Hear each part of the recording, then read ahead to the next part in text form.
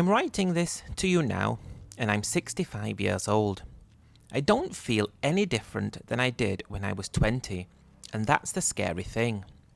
Although I'm older and more frail, not very energetic, and overall not in the best health, inside my mind, nothing has changed over the past 4 decades. I think that's what leads people to make strange decisions in their lives, and I am no exception. But it's not quite as easy as that. Well, on the outside, we might look older. On the inside, I just feel the same as ever. I always used to wait for that point in my life when I would start to feel different, when I would start to feel that I was as old as I actually was. But that time never came. I think we can all remember, as children, looking at our parents and imagining what it must feel like to be of that age. You must have a whole different mindset and ideas, and that's, as time went on, I expected to be like that as well. But I always just felt the same, even when I became a parent, at least mentally, and that is something I have struggled to grasp with my entire life. As I said, I have children, 2 adult children, from a relationship that broke down as they usually do, from back in my home country. Looking back, it's easy to think I wish I'd done things differently. I wish I could have another go and try to get it right this time, but we don't get that chance. I was divorced in 2014. The only saving grace for me is that my ex-wife also earned money, roughly the same as I did, so it wasn't like she was taking everything I'd earned. We split everything down the middle, and I was left with an amount of money to retire. Our children had just left for university, and I think that's why we made the decision to end the relationship. We'd just grown apart over the years, and felt it only fair for the both of us if we both had fresh starts. So here I was, in 2014, newly single, with the idea to try to enjoy the rest of my life, without the stress and worry of an endless job and keeping someone happy who wasn't happy with you. I had a friend, it's always a friend, who was married to a Thai lady, and who had brought her over to live with him when he was still working. Their plan was to always move back to Thailand when they had enough money to retire. Their relationship seemed so different to the one I had with my ex-wife. From the outside at least, it looked a lot more traditional, a lot like what marriages would have been like half a century ago in my country. I think deep down, as men, we always yearn to do what we're naturally programmed to, and it's only Western society that seems to have removed traditional roles, and only really over the past few decades. Looking at my friend's marriage, I was envious of what they seemed to have. Very traditional gender roles playing out, and it seemed to lead them a fantastic life. My friend was a Thailand regular. He went almost twice a year, every year, and while they were not living there, and he told me of the pitfalls and warnings of things that can go wrong. He did tell me I should make my way to Thailand and have a look. Being newly single and retired, there was nothing keeping me at home. Maybe it was time for me to finally have an adventure and think about me for a change, as opposed to trying to make other people happy at my own expense. I took the leap and flew to Thailand, touching down in Bangkok. Well, we'd not been this far as a family on holidays over the past 15 years, but we did make it as far as India, and I considered myself to be pretty well travelled. That was until I jumped into the taxi at Bangkok airport and headed to the hotel. It was night time when we landed, so that taxi ride through the streets of Bangkok, lit up by all the artificial light, made me realise just how much of the world I had yet to discover. I immediately felt a sense of peace come over me when I was in Thailand, and after speaking to people over the years, it's a strange feeling that many people seem to feel when they arrive in Thailand. Nobody can quite put their finger on what it feels like. But once Thailand's grabbed a hold of you, you'll do anything to make sure it never lets go. On the recommendation of my friend, I booked to stay in a hotel on Sukhumvit Soy 11, and I was immediately taken aback about the value of the place. A decent place throughout, a great pool, and they also had a fantastic breakfast. But that's not really very important in terms of this story. I'd arrived at my hotel around 9 p.m. I was very tired from the flight, but eager to go and check out the legendary Bangkok nights. I walked out of my hotel, past a supermarket on the right and lots of massage shops on the left until I emerged on Soi 11. I didn't know if this was the real Thailand or the real Bangkok, and by that I mean, is it normal to have touts trying to sell your suits, tuk-tuks trying to get you in the tuk-tuks, and everything else you can imagine being thrown at you? I since learned, after exploring much of the city of Bangkok over the following years, that this was tourist central, but there was a fair share of people who lived there as well, who loved the never-ending busyness that Lower Sukhumvit offers. Anyone listening to this story now who has been to Thailand and who has, for the first time in Thailand, thought it was like it was, in Bangkok especially. If you're there as a single person, what was your initial reaction? What made you choose that first bar to go to, or the first restaurant where you're going to eat? I don't know what I was driving me this evening, but I did know from my friend that within a square kilometre of where I was, I'd pretty much be able to get anything I wanted. He told me to stick to the big Sukhumvit road and concentrate on the sois between Asok BTS station and Soi 4. Being on Soi 11, I decided to walk down in the direction of Soi 4. The sights and sounds were overwhelming, as many of you guys who have been to Bangkok can confirm. Street sellers selling all kinds of things that you'd never imagine being sold in plain sight on the street.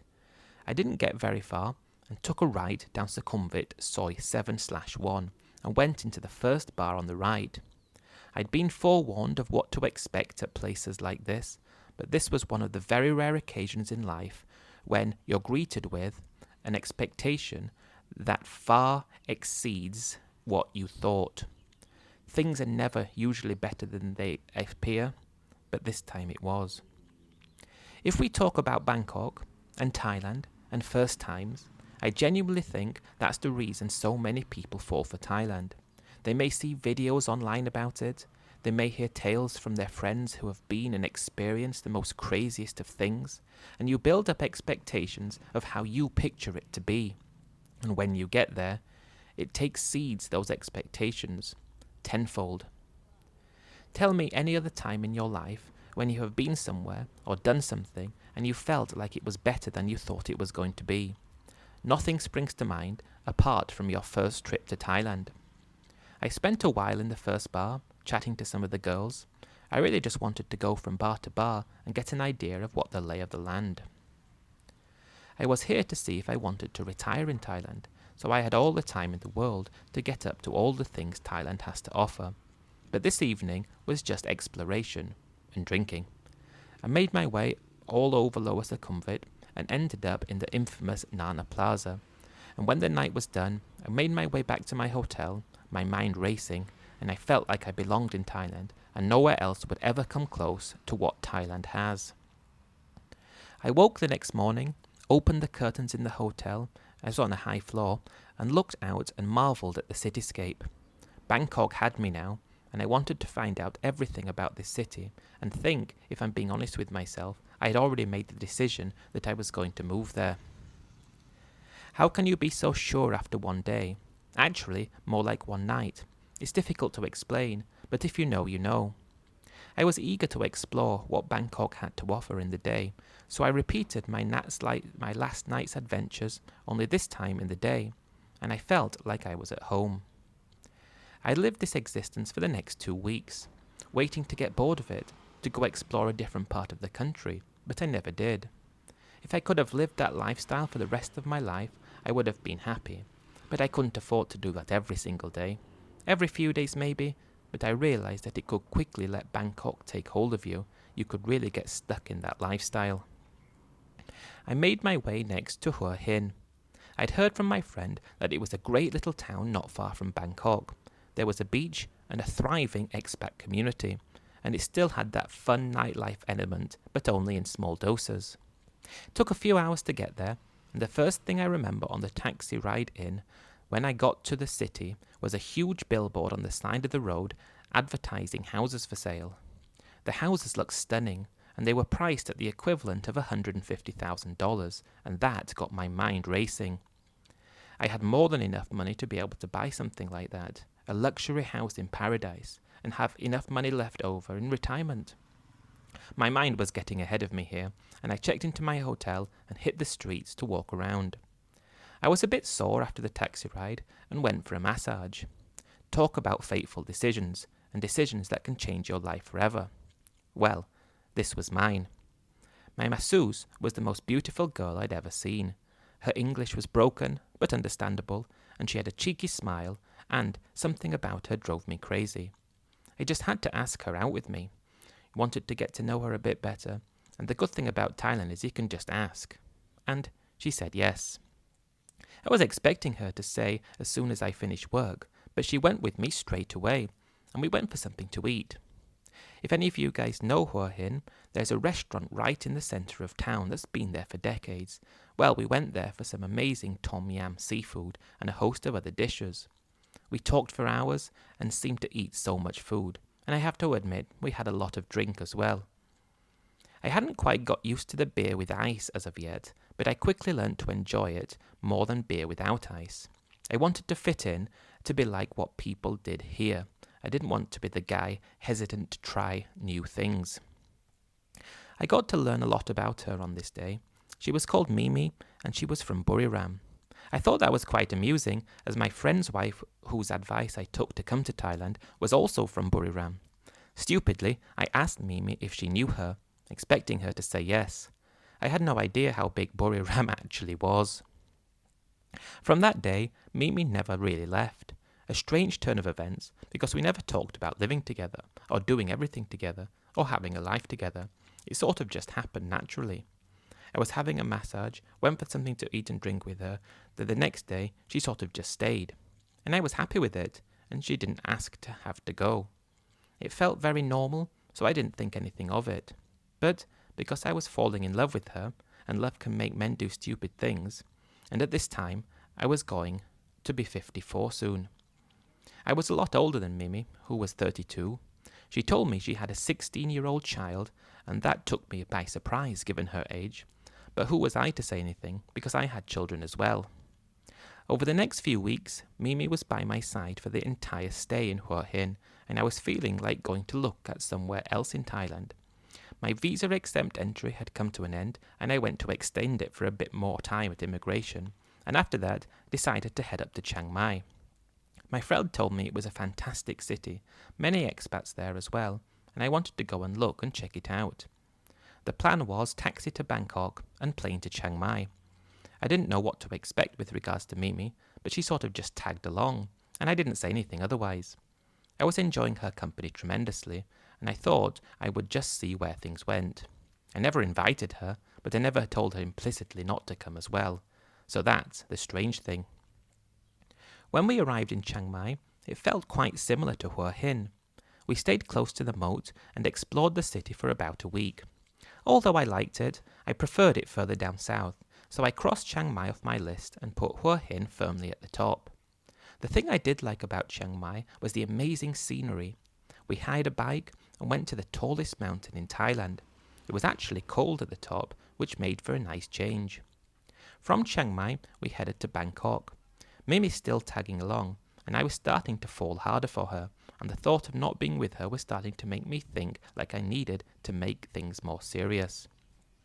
In Bangkok, I chose to stay in a different area, close to the river, to experience what that part of the city had to offer. I went with Mimi to Chinatown on our first day there, and explored the labyrinth of streets that all kinds of things on offer. Completely different things to what you might find in Sukhumvit. I knew I would need to leave the country quite soon, as my visa was coming to an end, and I told Mimi this. I said I planned to go to a neighbouring country and return to Thailand soon, and Mimi begged if she could go as well. She didn't have a passport though, so we did have to arrange one, and luckily we got it in time. We headed to Phnom Penh, flying for a few days. By this point, I'm trying to get across that I was getting very serious with Mimi, and she serious with me as well. I don't know what happened, we sort of just ended up together, and then Cambodia came. We got even more serious. talking about what we're going to do in the future and where we're going to live. Yes, where we're going to live. It seemed that it was already decided that we were going to be a couple. We spent a few days in Cambodia, and I just had to check out the killing fields as I'd seen so much about it, and that was a very haunting and humbling experience to say the least. If you're in Cambodia, more specifically Phnom Penh, I'd highly recommend checking it out and showing respect to all those that died there. Upon returning to Thailand, we stayed in Bangkok for a few days before going back down to Hua Hin. I'd come to the conclusion that I was going to live in Thailand, but I knew I needed to return home to sort everything out and make the move possible. I was putting off this inevitability for as long as possible, but we stayed in Hua Hin for a month, and by this time I was head over heels for Mimi. I knew exactly how my friend felt when he had his Thai wife. I told Mimi that I had to leave and go and sort everything out before I could move to Thailand permanently. I need to sort myself out a retirement visa, open a bank account, but most importantly, I would need to close all my affairs back at home. I tried to get a visa for Mimi to go with me, but it was flatly rejected. So I left Thailand by myself with the plan to return as quickly as possible. By as quickly as possible, I meant within a few days. I only needed to sort out a few things that had to be done in person. And one of the reasons that I wanted to leave as well was just to reaffirm the belief that Thailand was actually the place I thought it was. And I can tell you right away that it most definitely was. Getting on that plane and taking off out of the Bangkok airport on the way home, even though I knew I could return extremely quickly, was an awful feeling. A feeling that I know many people experience and dread when they have to leave the country. When I arrived back home, I was in constant contact with Mimi. She used to tell me how much she missed me and used to tell me the same thing. Even though I don't have been gone for long, and I'd be back soon. I had a small house that I put up for rent. I sold my car and the bike and all my household effects that I didn't need. I sold them as quickly as I could, so I probably didn't get the best price for them, but I didn't care. I did everything I needed to do in only 3 days, and I flew back to Thailand for what I hoped would be for good. Mimi was waiting for me at Bangkok airport. She embraced me like I'd been gone for months, and I felt like I was home. I need to go back to talking about that Thailand feeling. You either know or you don't. But if you know exactly what I'm talking about. That feeling of elation when you touch down, go through immigration, and arrive in the country is a feeling that cannot be replaced anywhere else in the world. Only Thailand offers this, which is I suppose why it's such a popular location for people from all over the world. Mimi was her normal bubbly self, so happy to see me, and we decided to stay in Bangkok for a bit and look at some condos for rent in the area, just to see what was available and to see what living in Bangkok should be like. Deep down, I felt I wanted to live in Hua Hin, but I had to check out Bangkok first. We looked at a few condos available for rent, and I even looked at some for sale as well. I was thinking that I had enough money to be able to buy a property and still live an okay life. The condos that I saw were in budget for rent, but they were quite small. The facilities in some of them were amazing, but it just didn't feel like somewhere I wanted to live long term. I wanted something a bit bigger, and all the condos for rent, at least in the decent buildings, were more than I wanted to spend. That was the same for condos for sale as well. I couldn't buy anything of the size that I wanted within my budget, so we quickly put to bed the idea of living in Bangkok. But we could visit any time we wanted. It wasn't that far from Hua Hin, where we went a few days later. I could see why many people chose to live in Hua Hin. For the same price in rent that you pay for a small condo in Bangkok, you can have a nice 2-bed or 3-bedroom house. Granted, there may not be a pool in the community, but there's so much more living space, and it feels more like living as opposed to staying in a hotel-like room. We looked at a few houses for rent, only 5 to 10 minutes drive from the city, and we found one at 15,000 baht per month that fit the bill perfectly, and we took it for a 6-month contract. This was meant to be my break-in period for living in Thailand. I didn't want to jump the gun and buy too quickly, and I wanted to get a feel of living long-term in the country. At this time, I sorted out my retirement visa, opened the bank account, and transferred some money in to live for a year. After we lived in the house for a month, it quickly became apparent that we needed a car to be able to travel. it was quite hard travelling from this area if you didn't have a car. So I took the plunge and bought a brand new Toyota Vios. It cost me around 700,000 baht. I put the car in Mimi's name at the time, thinking that was my only choice, and I had to transfer more money into the country, as this money was meant to be for living for the year. But we needed a car, and I accepted that. Mimi never told me that foreign people can't own cars. I just assumed that to be the case. I hadn't done enough research at this time. We lived in the house for about 3 months, and I was loving Mimi more every day. So I proposed to her and asked her to marry me. She was elated and said she would love to, as you'd expect, I suppose. Being engaged felt strange at my age. I never thought I would do that again after my first bad experience at marriage, but when you left someone, you want to make them happy. And it also made me feel happy to think of her as my wife. Because we were going to get married, we'd have to go to her family and visit and do the whole ceremony and everything properly. Face is very important in Thailand, and this was no exception.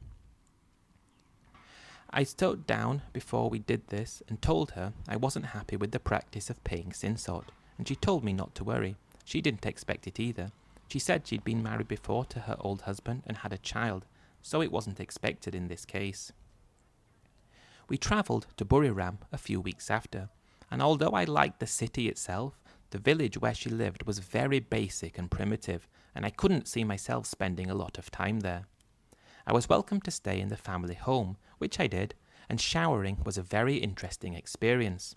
There was literally a bucket of water and a plastic bowl that you used to scoop water out and pour it all over yourself. The water, of course, was freezing cold. I could definitely not get used to this. Mimi thought it was funny. She had, of course, grown up like this, and to her it was perfectly normal. But this, coupled with the squat toilet, made the next few days a bit of a struggle for me. The family seemed very nice and kind and friendly, and it was arranged that we would marry in 2 months and have the ceremony here. I was expected to pay for this, which I didn't mind, and the family didn't once mention paying sinsot. We were due to return home soon, but Mimi was showing me around the local area. Me sat on the back of a bike and her driving was a very hair-raising experience. She showed me a piece of land in the village and said this was her dream to own it one day and to build a small house. I looked at her and said there's no way I can live in a place like this, and she said of course she doesn't want to live here as well, just a place she can come occasionally when she's visiting family. I looked at the land and it was a small plot, maybe 1,000 square meters in all, I would have guessed, and the price on it was 150,000, which didn't seem expensive. On a whim, I told her I'd happily buy this piece of land for her as a wedding present, if she wanted it. She looked at me in the way that ladies look at you when they are getting something they want, and they want to be grateful. So before going back to Bangkok, I bought this land for her as a gift for our wedding. That's the beauty of Thailand. All you needed to do was go to the land office with the owner, the title deed, the buyer, and the money, and it can be done there and then. I was shocked about how easy the process was, but she was now the proud owner of this plot of land, and she was absolutely ecstatic. Her family were very happy as well, and said I was a good man. It was her sister who spoke very, very bad English, translating what her mother said, and it translated out as, "You good man." So, I took the compliment. We returned to Hua Hin not long after, and just spent the next few months preparing to get married. We went to the local district office and did everything legally a week before we went back up to the village. So, we were officially married before we did the ceremony. The ceremony was an event like I'd never seen before. The whole village turned out, and there was food and drink for everyone. It wasn't very expensive in terms of how much some weddings can cost. I think it cost me 100,000 baht all in, and I thought that was very reasonable. We had string tied around our wrists, water splashed on us by monks, and it was an experience, but I will never forget. Watching how other cultures do things and actually being part of it was amazing, but I often did wonder if her family would be open to accepting my culture's way of doing things as I was of theirs. That's something I will never know. I was thankful to leave her village after we were there for a week. It was very difficult for me to live there, and I didn't want to show any sign of disrespect by going to stay in a hotel instead of the house. Getting back to Hua Hin was a great feeling. I was now married again, the happiest I'd ever been, and Mimi, I thought, happy as well. Our contract was due to come to an end on the house we were renting, but we agreed to rent month by month until we decided to move out. By this time, I was looking at houses for sale. I decided I wanted my own place. Although renting was cheap, there's something about owning that gives you a big sense of security, and that was important to me. We looked around for months and months until we found a house that just fit the bill perfectly. It was 7 million baht, had its own private pool, and 3 bedrooms. It was already very well furnished and had TVs in nearly every room and a proper Western kitchen, so there wasn't much I would need to do to be able to fix it up to the way I would like it. I know as far as I couldn't own it, but I was married to the love of my life, so we put in an offer and bought it in Mimi's name. It was discussed me getting a lease on it, but for some reason I never bothered. I don't know why, but I just didn't think it necessary. I thought I would be with Mimi forever. Around the time of buying the house, I also bought a brand new motorbike. Again, I put this in Mimi's name, not knowing at the time that I could not own it. I didn't spend much money and much time on other things, so I think we need to take that as a good sign. But I didn't spend that much time speaking to other expats back then as well. I just kept myself to myself and to Mimi, so I didn't have much advice when it came to things like this. In hindsight, this was a bad idea, but I bought a bike that cost 650,000, and this was probably around 2017 now. My memory fades me, and I was approximately 57 years of age at the time, and at the pinnacle of my happiness. It was only downhill from here. I had money left in my account in my own country, and I transferred money in every year to live. But after all the purchases I'd made, I came to the realization that my money would run out by the time I turned 67. I thought I had enough until I would be 72, but overspending on the house, the extra bike that I probably didn't need, the bit of land for Mimi, and other incidentals, such as gold for Mimi, a gold treat for her mother when we got married, all added up, and this filled me with a sense of dread. Well, 10 years was a long time, but what would happen after that? I put this to the back of my mind as best I could, and got on with life. Over the next few months, things were good, but they weren't great anymore. Mimi was still Mimi, but she just wasn't the same Mimi as she was when we first met. I know people can change and get comfortable and complacent, but I was starting to feel like she was getting too complacent, and she was not as affectionate as she used to be. This really upset me, because it was her affection that attracted me to her the most. We started having more arguments around this time, and we decided best to go and have another visit to the family to try and have a rejig. When we arrived, you could tell how happy she was to be there. Deep down, I think that's where she always would have preferred to have lived if money wasn't an option, in her hometown. She became a lot like her old self when we were there, and I quickly brushed aside all my worries. We went to visit the land that we had bought, and she looked at it wide-eyed and with an expression of wonder, imagining what it would be like if there was a house on it. She didn't say anything, but because I've seen her so happy with her, and I was getting more happy watching her like this, she'd gone back to her original self, I thought. I stupidly said, let's build a place on it, so we can come every now and then, just for a visit. She looked at me quite shocked, and thinking I was joking, but I wasn't. At the time, I felt this is what I needed to do to keep her happy, and keep her behaving in the way that she used to do before. We only needed a very small place on it, but it was still 1 million baht. We took someone on to do the job, we showed them the design we were after, and left them to it. The next few months in Hua Hin were great, as though everything went back to normal. Perhaps because she was on the phone all the time talking about the house, she was busy and had things on her plate, and she knew what I was providing. It made things better. I regretted my decision to say I would build that place because my money went down even more. We went back for a visit a few months later, and the house was well on the way. But it was over budget. 1 million baht was already spent, and we probably needed to spend half that again to get it right. Reluctantly, I had to do this and spend the money. We came back again a few months after, and it needed furnishing as well, so that was another couple of 100,000 right there. Mimi was happy with the house, as you'd expect, and we decided to spend a couple of months in the place just to break the house in. I hated living there, and being perfectly honest, I absolutely hated it. Nothing to do, nothing to buy, and just endless visits from people in the village for talks. This is just the way people do things there, and I could never get used to it. I could not wait to return to Hua Hin. When we did return, I did some calculations and realized my money would run out sooner rather than later. I was living precariously, but I still had a number of years left. The worst thing though, when we got back, Mimi just wasn't the same as she was in her village. It's as though she hated being there, and was starting to resent me for not living up in the village. We had more arguments, perhaps with that more stress, and I was facing lots of stress with my money situation, and her stress of not being with me and happy made things worse. Things just weren't as they used to be.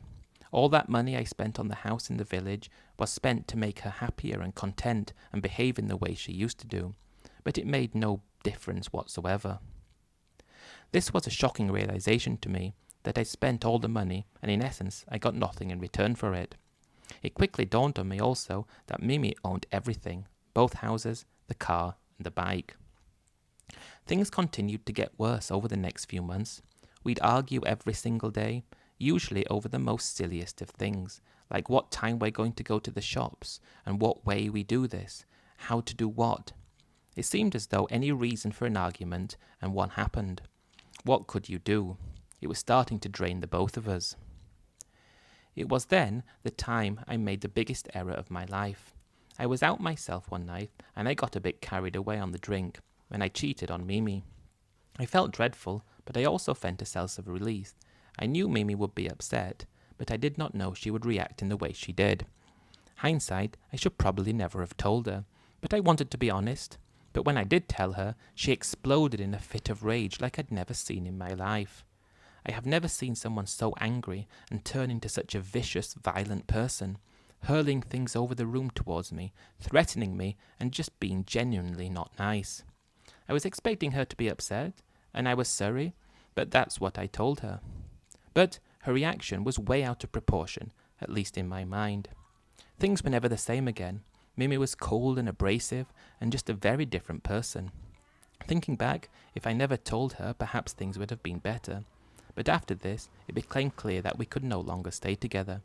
She started going out, and if anything, just to spite me, she also cheated on me as well.